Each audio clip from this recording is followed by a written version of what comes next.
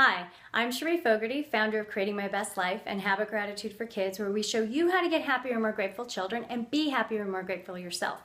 And here's a super simple, fun, and quick tip for busy moms and families for how to bring more gratitude and happiness into your life. It's make a gratitude tablecloth. So what's a gratitude tablecloth? Well, it's exactly what it sounds like. It's a tablecloth where you write down things that you're grateful for, and that's it. It's super simple, and I'll tell you how to do it in just a minute. But why are we doing this? Well, a gratitude tablecloth does several things. One, it's fun, and it brings the family together. It's a great bonding experience to do this with your children, whether at dinner or another time. And secondly, it helps you and your children focus your thoughts on gratitude, which is always the first step in creating any habit. Focusing your thoughts and awareness on everything you have to be grateful for. The words then come next, which is writing them down or writing pictures and taking actions, and that creates any habit, in this case, the habit of gratitude.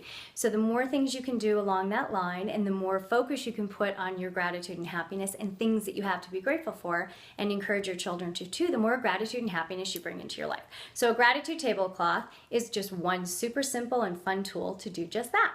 So how do we do this? Step one, get ready. That means the next time you're at the grocery store, you don't need to make a special trip, or a party store or anywhere else. Get one of those disposable tablecloths, either plastic or the the paper with the plastic backing, and that's it. I think they're $2 or $3 usually. Don't get anything crazy or fancy, no cloth. I mean, I guess if you wanted to do a cloth with fabric markers, you could if that's something that you're into, but basically keep it as simple as possible. The disposable tablecloths work just fine. And then you need some markers, whether Sharpies or other markers and any other craft supplies that you want, that your kids enjoy using and that you're willing to let be on the table for this project. So that's step one. Step two is get set. That means lay everything out. Unwrap the tablecloth, put it on the table, put the markers and whatever craft supplies you want on the table, and that's all you have to do. Step three is to do it. Have your children come in, whether it's at dinner time or I prefer to do it before.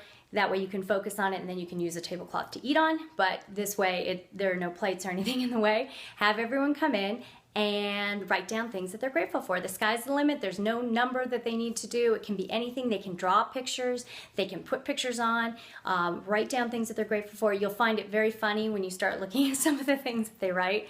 And don't be surprised if even those resistant teens and tweens get in there and do it. In fact, my oldest, we've done this before, but just recently before this video, we did it again. And I thought my almost 16-year-old, she's definitely not going to be wanting to do this anymore. Or, it'll be like, pulling teeth to get her to do it. She was the first one in that room writing down what she was grateful for.